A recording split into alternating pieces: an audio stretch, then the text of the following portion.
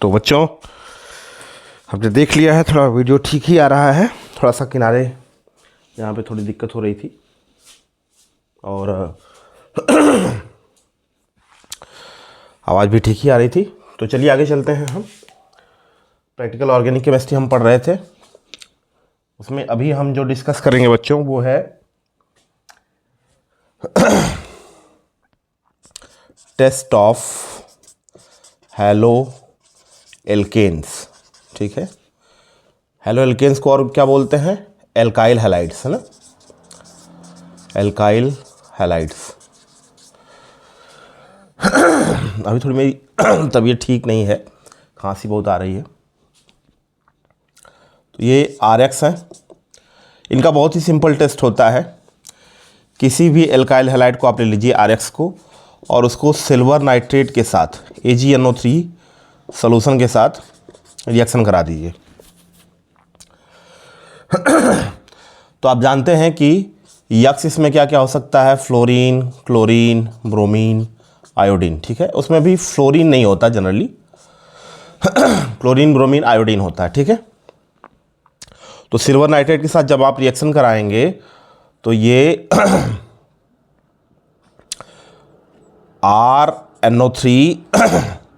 RNO3 बन जाएगा plus AgX का silver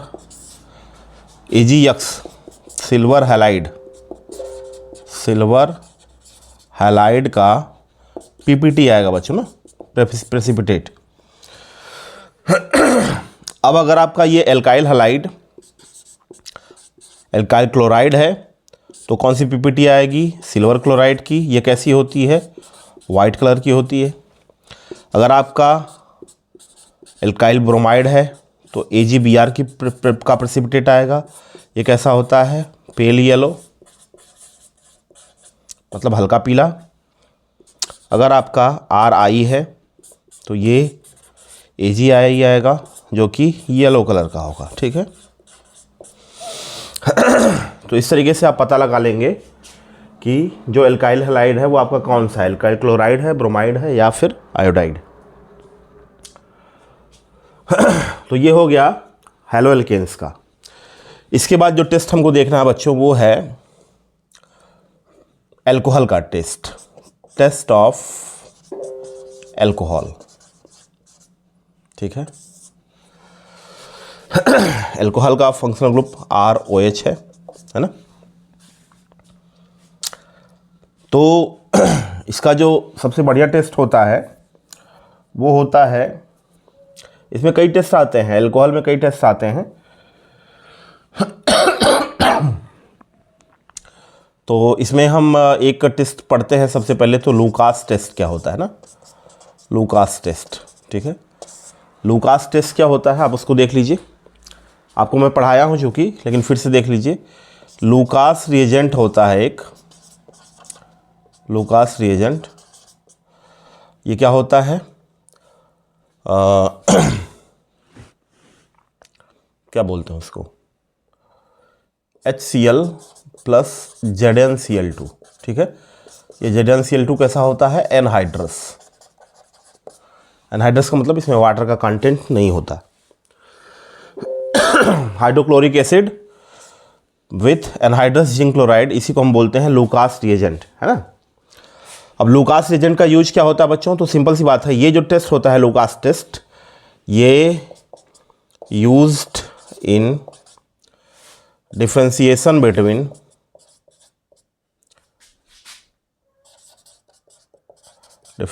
between 1 degree, 2 degree and 3 degree alcohol। ठीक है,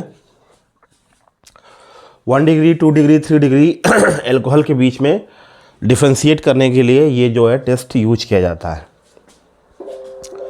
रिएक्शन क्या होता है? सिंपल सा रिएक्शन है, किसी भी एल्कोहल को ROH को जब आप HCl in the presence of anhydrous ZnCl2 reaction कराएंगे तो RCl बनेगा, चाहे ये 1 डिग्री हो, 2 डिग्री हो या फिर 3 डिग्री हो।